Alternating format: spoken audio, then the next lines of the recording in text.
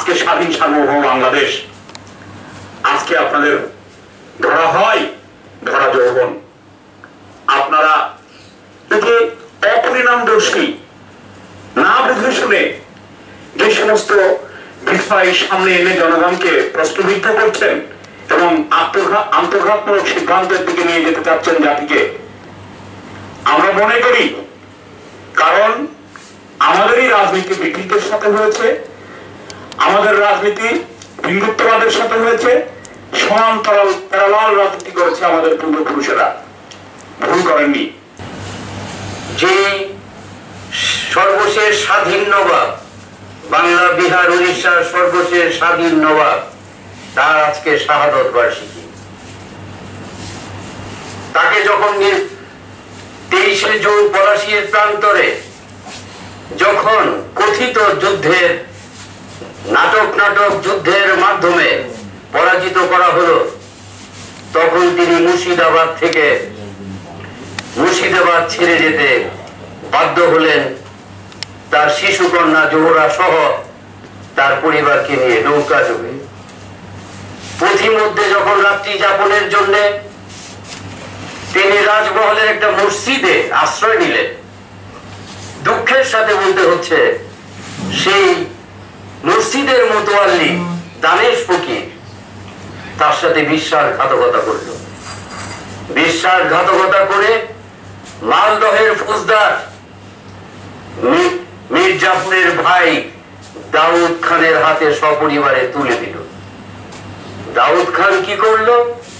মীর জাফরের জামাতার হেফাজতে মুর্শিদাবাদে পাঠিয়ে দিল এবং পুলিশ এসে 2রা জুলাই দিবাগত গভীর রাতে, অর্থাৎ হিসাব করলে দেখা যায় 3রা জুলাই তাকে নির্মমভাবে মীর জাফরের পুত্র মিরনের নির্দেশে নবাব আলীবর্দী খান পালিত নিমক হারাম মোহাম্মদী বেগ তাকে নিষ্ঠুর ভাবে হত্যা করবে। তোমার মায়ের সঙ্গে রাজনীতি করেছি, তোমার নানার সঙ্গেও করেছি, এই কথাটা মৌলানা ভাসানী বলেছিলেন ইন্দিরা গান্ধীকে। আর বাংলাদেশে মুসলিম লীগ করতে পারে। হ্যাঁ, জুলাই তো দাঙ্গা হয়েছে। সজীব ওয়াজেদ জয়ের গর্ভধারিণী জননী শেখ হাসিনার নেতৃত্বে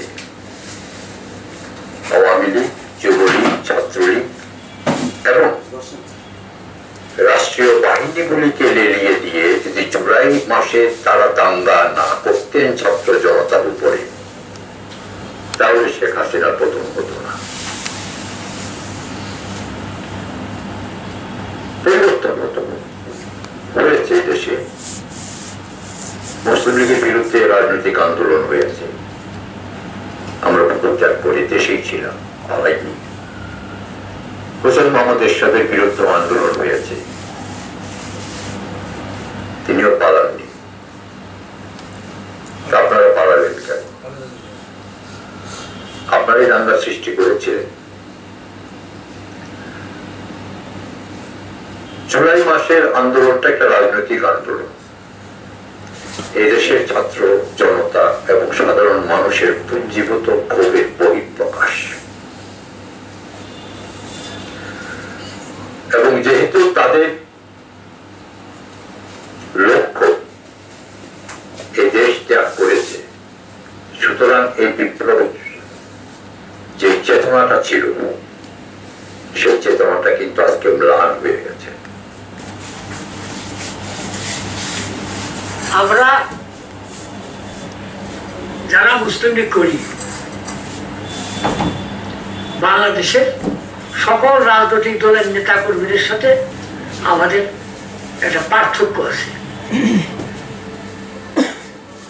এটা আমাদের চারিত্রিক পার্থক্য।